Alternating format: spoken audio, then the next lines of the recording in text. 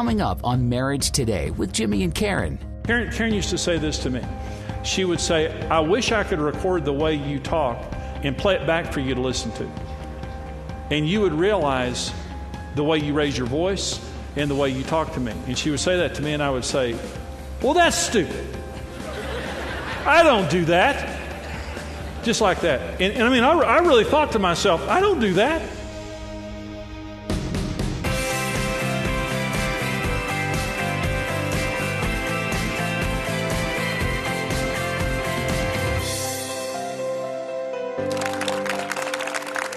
Without a doubt, communication affects every issue in marriage. We must communicate about money, children, conflict, and every other area in the relationship. In addition, true intimacy can never be achieved without effective communication. On today's program, we're going to be discussing how to build indestructible lines of communication to help us reach our full potential. The tone of what you're saying is everything in communication. So I'm going to say the same thing in three different ways. Okay, I'm going to say exactly the same thing, but I'm going to say it three ways. Here's what I'm going to say. Okay, I understand. I'll do it. Okay, I understand. I'll do it. So here's my first way I'm going to say it. Okay, I understand. I'll do it. Here's the second way I'm going to say it. Okay, I understand. I'll do it. Here's the third way. Okay, understand. I'll do that. You can say exactly the same thing, but your spouse is hearing an attitude behind it.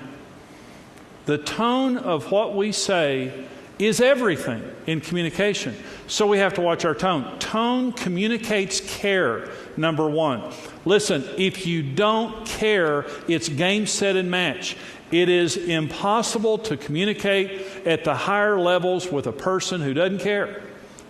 And tone tells you if I care or not. If I care, I say, okay, I understand, I'll do it. And what I'm trying to say is, honey, I care. You know, you're trying to tell me something here. Listen, I care. You can see it on my face. You can hear it in the tone of my voice. Care is everything. Listen, I married you because I love you and I care about you. And even if I don't feel that way, it matters to me because you feel that way. You're half of me. Karen used to say this to me. She would say, I wish I could record the way you talk and hear you and play it back for you to listen to. And you would realize the way you raise your voice and the way you talk to me. And she would say that to me, and I would say, well, that's stupid. I don't do that. Just like that. And I mean, I really thought to myself, I don't do that. And I look back on that and think, it's exactly, I was only upsetting her. My response is, your tone is either going to upset her or comfort her. Let me say this now. Women, they know where you are. And they know when you're not there. If you're checked out, if you're at work, if you're off doing something else, if you're checked out, you can be sitting right next to them physically. They know where you are. And when they ask you, where are you? And they're trying to connect, and your tone is one of frustration and anger, and your tone is sending signals of insecurity to her. You have to give your spouse the right to complain in marriage. Your spouse will not build trust for you unless they know they can complain and keep their dignity. Controllers will make you pay a price for saying it the way you feel. That's control. In other words, I will teach you to fear me, and I don't want to hear the wrong things. I only want you to say things on this frequency, and if you say something I don't like, you're going to pay a price for it every time. That's when you lose the trust in the relationship. And this is the way I was. I was dominant, and I was verbally abusive. And I would begin to lash out at Karen and teach her, you're not going to win the argument. You know, I can talk better than you can talk, and I can last longer than you can last. You're not going to win the argument. We had no intimacy in our marriage. Our marriage was terrible. Okay. Here's the opposite of that. I want to know how you feel because I want to please you. I may not understand it. I may not agree with it. But I'll respect it, and you'll never have to pay a price for saying it. If you think my breath stinks, if you think I'm not a good husband, If you think that I'm not meeting your needs, it may hurt, but I promise you will not lose your dignity in the process. And whenever you allow your spouse the right to complain, it builds trust. Over and over, they come back to you and say, honey, can I just tell you how it makes me feel when you don't take the trash out, when you don't help around, when you talk to me like that? And you say, well, I'm sorry. Have I been doing that? As opposed to saying, I haven't been doing that. You're just petty and you're just jealous because and you lash out at them and you teach them. A lot of people who come to marriage counseling, they tell us what the problem is, and we say, have you told your spouse that? And they say, I would never tell them that. I'd pay a huge price. They don't let me say stuff like that. The truth doesn't go away. You just bottle it up, and it creates problems. So in conflict, I'm going to let you approach me, and you're not going to pay a price for it. That creates trust. Confidentiality means two things. What I know about you stays in this marriage, and I will never share it with a family member or a friend, and I'll never use it against you in conflict. It shatters the trust of a relationship. No one knows more about you than your spouse. And if it becomes a weapon in wartime, it's worse than anything. If you tell your friends about it, and sometimes men and women both can do this, but what's between Karen and I is sacred.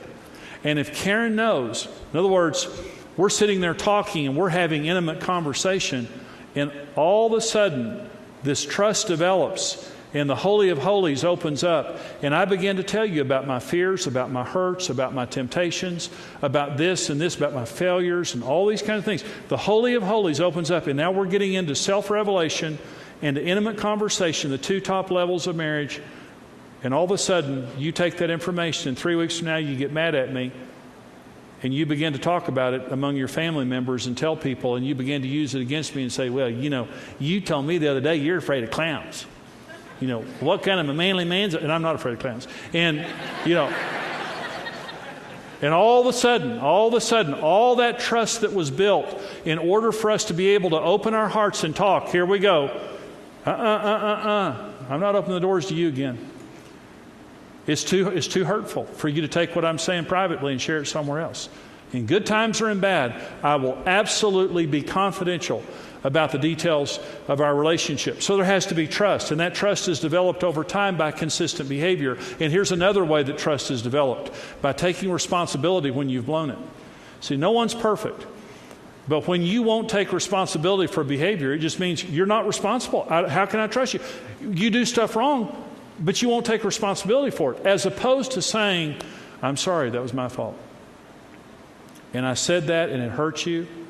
For the first 5 years of our relationship, 3 years of dating and 2 years of marriage, I never one time said I was wrong. I was wrong all the time. But I was a selfish idiot, and I was insecure. And I just thought the world would crumble if I said I was sorry. But that's not what crumbled. Our marriage crumbled. And Karen's trust for me crumbled. Karen had no trust for me because of the way that I was. And I couldn't blame her for it.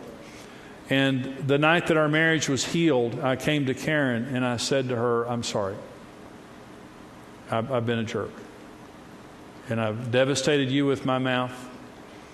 And I've lived for work and golf, and I'm going to give golf up. I know that it's gotten in between our marriage. And that's what began the healing in our relationship. And that's what began the restoration of trust with her and me, is when I took responsibility for my issues. And so we've got to do this in our relationship, and to have an atmosphere where I'm going to build trust with you, and if I've done something to violate trust, I'm going to take responsibility and repent and ask your forgiveness. Now let me spend some time here, and let me say Ephesians 4:15 says, speaking the truth in love, we may grow up in all things into Him who is the head. Speaking the truth in love. The Bible says that Jesus was full of grace and truth. And this is a balance. Truth without grace is mean, and grace without truth is meaningless. You have to have both in order to grow in your marriage relationship. And here's just some truths about truth in marriage. Number one, relationships without conflict are not as satisfying as those that have conflict but resolve it. This is what research proves. If you never fight in your marriage, okay, because you never talk to each other about the things that really matter, your marriage satisfaction will drop. You don't need to fight as in hostile, warlike fights, but you have to tell the truth. And sometimes the truth is unpleasant. I mean, sometimes the truth means, I feel negative right now. I'm hurt right now, and I need to talk about it. But if you avoid the truth, your marriage satisfaction will drop. The second thing is, where truth is spoken without love, it destroys the trust. You may have truth in your relationship, but it has to be seasoned with a spirit of grace. But here's the other thing that I want you to hear me say. The truth that we need to speak in marriage is not eternal biblical truth. It's my truth. When I'm telling Karen something, and this is the difference between complaining and criticizing.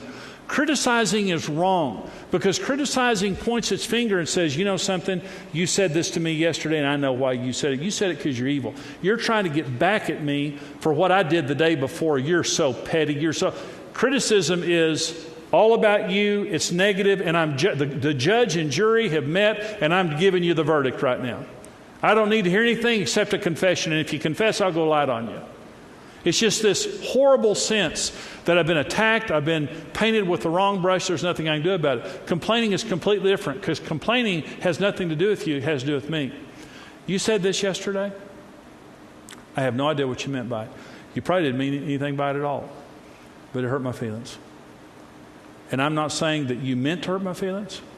I'm telling you, it hurt my feelings. And I just want to talk about it. You don't feel threatened. You don't feel judged. Because I didn't say anything about you. I said something about me. You said this. You probably didn't mean what I took by it. I just need to complain. Okay. It's not truth. It's my truth. I'm not telling you this is true. I'm simply telling you it's true for me. And thank you for giving me the opportunity to do that, because that's why I trust you. I'm going to tell you my truth and tell you how I feel, and we're going to talk about it. And all truth has to be preceded by grace. Research proves the first 3 minutes of a conversation dictate the conversation. A conversation never rises above the level of the first 3 minutes. So when I'm telling you the truth, here's the way I'm going to tell you the truth. I love you. I love you. We're a team. God put us together for a reason, and I'm committed to our relationship. And I want to tell you how I feel. And I've been frustrated. I feel like you're not helping around the house the way that you should, that you used to. I've told you, how it makes me feel. And so I just want to talk about it. I know you're busy. I know you've got your own issues. I'm not accusing you of anything. I know you love me. I know you love our family. And I love you. But I want to talk about this. When you become a team and you respect each other, your communication is going to be fantastic. A lot of communicating that goes on in marriage that has to go on.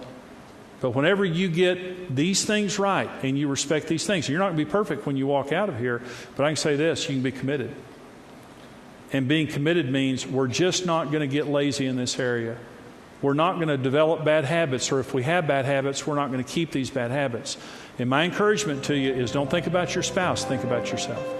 And if there's something you need to apologize for or change, do that. It's wonderful news that you can succeed in marriage, and we love telling people you have a 100% chance of success in marriage. You just need the right information.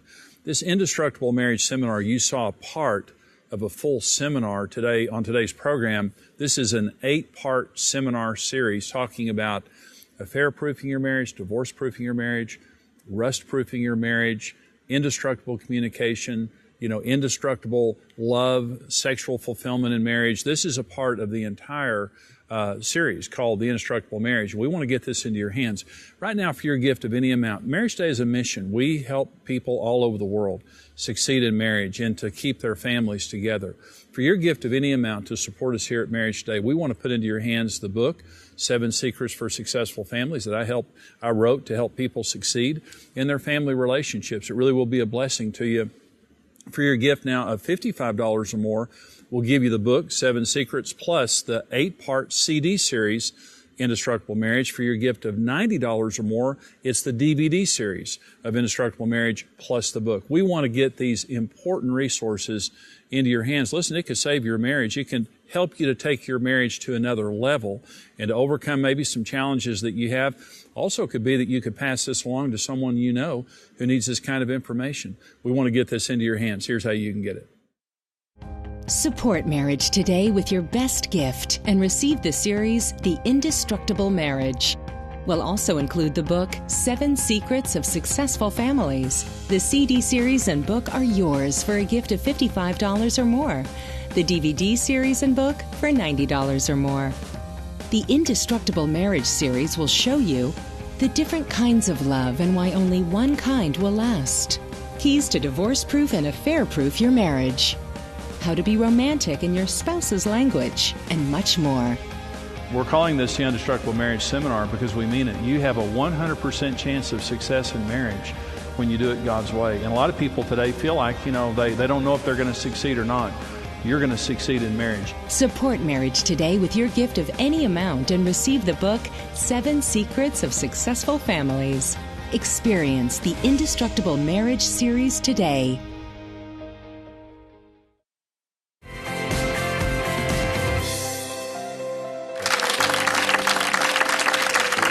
So this program is on communication, indestructible communication, an absolute cornerstone of every good marriage. And Karen, we have some questions from our viewers. Okay, how do you make meaningful communication a bigger priority in your marriage? Well, to communicate, this is something, Karen, when we first got married, that you wanted to talk all the time. You wanted to talk about your feelings. And feelings. And I didn't want to. I thought you were nosy, and I didn't want to feed the monster. Mm-hmm. And so, but you wanted it, and so finally I decided, I really did. I decided that I would do that. Mm-hmm. Well, I love it. I mean, it really is something today we both enjoy. And I want to do that. Mm-hmm. It's important. But let me go back for just a minute about making communication important in your marriage. This is something that men just need to understand is a huge need for their wives. Yes. Open and honest communication. I talked about it in that teaching, but open and honest communication is one of a wife's most important needs. And what it means is every day having undistracted time to talk, where you talk face to face, where you don't have your phone in front of you, you don't have a television, you don't have, kids around, but you sit down face to face, and it's a discipline. It's not something that might happen. It's something that happens at the most controllable part of your day, which might be early or it might be late. But every day you have that communication. Well, you and I communicate throughout the day. I mean, we're really good about, either on the phone, and we don't just say, hi, I'm here, da-da-da. We talk, what just happened or what's been going on. So we keep short accounts of what's going on in our life because we're talking constantly through the day. But you're right. I think it's one of the most enjoyable parts of life. And honestly, I would have never said that before because I was a typical guy that just didn't think I needed that. Well, but it's fantastic. When we were dating, you were a great communicator. I mean, so... I was faking it. No, you're a good communicator. Yeah. And, it's funny, though, because just like anything else when you get married, sometimes you stop doing the things that we were, so good at. Yeah. So that's good. Okay, what if the only way a wife can get her husband to communicate for any length of time is to have sex with him first? And the problem is? I was going to say, I knew you were going to say that. Well, I knew you were going to say that. It's a trade-off. And no, that husband shouldn't do that. I kind of agree, too. It's like, whatever. But what I would say is we have different needs. And one of a man's most important needs is sex. And one of a woman's most important needs is open and honest communication. And I think it's a trade-off. And I think that a man should patiently, lovingly communicate with his wife. And a wife should meet her husband's sexual needs, but it doesn't need to be something that you force your spouse to communicate, before they get sex, or force them to have sex before you communicate. Right. You serve each other. Well, this is what you did with our marriage. I mean, it's kind of reverse, where you said, we're going to sit down and we're going to have the one-on-one communication, and then everything else was really good. It helped. So yeah, that's right. That's good. Okay, when my spouse and I have a free moment to talk, I feel like my husband is just going through the emotions. One of us often wants to talk, but the other is distracted or tired. Well, that goes back to and based on her question there, I'm gonna kind of direct this toward him, and say she's wanting to talk, but he's distracted or tired or whatever. Put away distractions. No television, nothing else. Well, it's like I always say, hello, you know, you can sit there and nod your head yes, but we all know if you're really with us, you know. Well, the husband needs to first of all, watch your wife when she's doing this in front of your face. Early, really and truly, I used to sit at the dinner table with our family, and I would come in from work, and I mean, I was just still at work in my mind, and I would just kind of wake up at the dinner table, and the whole family would be staring at me, you know. And he thought he was being a part of the family. It's like, yeah. I thought because since I was physically there, that's what mattered. But I was not mentally and emotionally there. Right. You were engaged. And so what she's wanting is not just his physical presence or just, you know, a superficial conversation. She wants his heart. And that's what every man needs to understand. She's not going to be satisfied until she feels like you're engaged, you're energetic, and you're being completely honest. And she's getting the real you. And it's a real deep need that women have that men need to understand. That's good. My wife has a mouth on her. Ooh, how can she understand that I don't want to talk when she uses harsh words and shares with everybody? Okay, I'm going to answer this from a man's perspective and say, number one need of a man is respect. And so when a woman's tone, this is what I talk about in the teaching, the tone. A man has to speak to his wife with security, that tone that says, I care, I'm plugged in, you're the most important thing in my life. To successfully communicate with a man, you have to use a tone of respect. It's our biggest need. We're very sensitive in that area. You can be saying everything right with the wrong tone. We hear the wrong tone. Okay, you don't like me, you don't believe in me, you're being aggressive with me, whatever. Number one. Number two, he said she tells everybody. Women are physically modest and emotionally immodest. Okay, men are physically immodest and emotionally modest. We don't talk like women talk. Right. You'll hear a group of women talking, and they talk about everything. You know, and we'd never talk about that kind of stuff. It embarrasses us. Men talk about trucks, you know, sports, what'd you kill last weekend? Cowboys. The Dallas Cowboys. We talk superficial stuff. You don't hear Bob, guy saying, well, Bob, how do you feel about that? You know, and we don't care. We just don't care how you feel about it. So when she takes the private lives of their marriage and takes it outside, he's going to clam up as tight as he can be.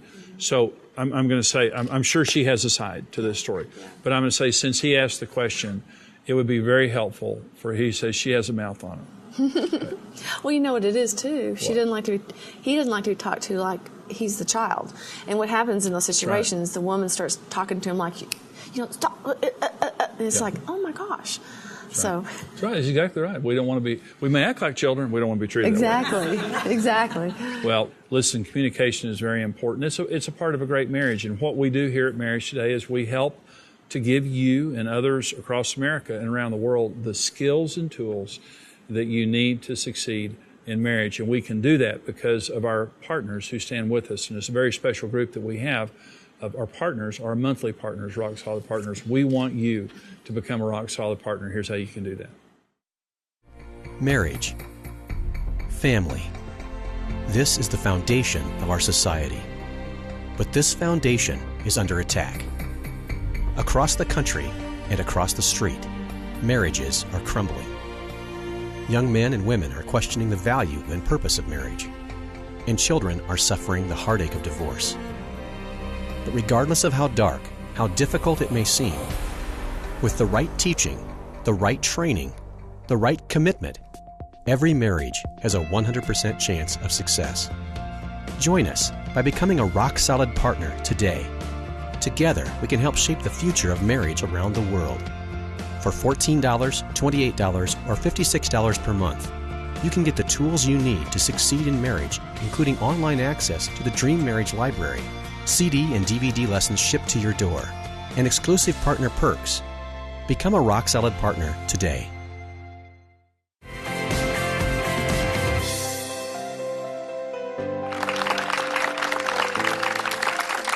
We're talking about indestructible communication on this program today, which is a huge issue in marriage. You know, Karen, one of the things now that we had to deal with, because you wanted me to communicate with you early in our marriage, and I didn't want to. I mean, honestly, I just didn't. I felt uncomfortable. I had issues of my own. But one of the challenges that we faced was anger. Right. You had a lot of anger toward me, and you were passive aggressive. You internalized your anger. I was Aggressive. Aggressive. I was not passive. I was aggressive. I was very emotive. Right. And so you knew when I was angry, and I was very verbal. So let's go back to that time when you wanted me to communicate. How do you deal with anger? How does a woman deal with anger toward her husband so that she can communicate with him and not be aggressive? Well, I think for myself, I had to be honest. You know, that I had to internalize the things, and I wasn't being honest with you. Right. You know, like I would stuff how I really felt about situations because I knew I couldn't out-talk you. Right. And so, you know, I would just think if I just let this, you know, if I just let him get his way, and then I would just make peace at all costs. And then it didn't last long. Yeah, because then it would explode later. You know, it would come out in some other way. And sure. So you can't stuff anger. Eventually, it's going to start coming out somewhere. You know, some people like to say, "I'm leaking bad stuff right now," and so you know, it's important to keep short accounts and to be honest about how you feel, and not be ashamed that you may disagree. And that you can disagree, that right. It's okay to have a difference of opinion, and that you need to give each other the right to be different, to exactly right. voice how you feel and to validate each other's feelings, and then come to an agreement that you both can agree on. And so, because I think sometimes we feel like we're just not being heard. You know, are you really hearing me? Do you really understand how this is making me feel? And because we're so anxious to tell our story and how we're really feeling, that we're not willing to see both sides of the story. Right.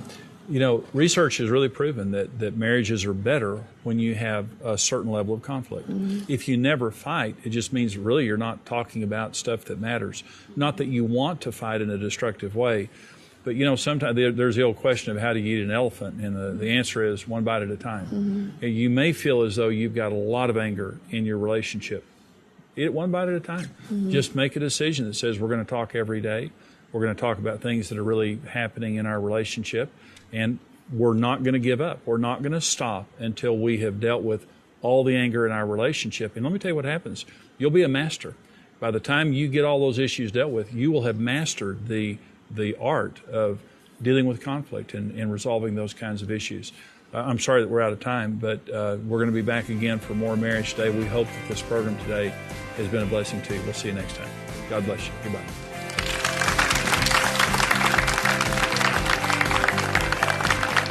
Thank you for watching Marriage Today with Jimmy and Karen. Support Marriage Today with your best gift and receive the series, The Indestructible Marriage.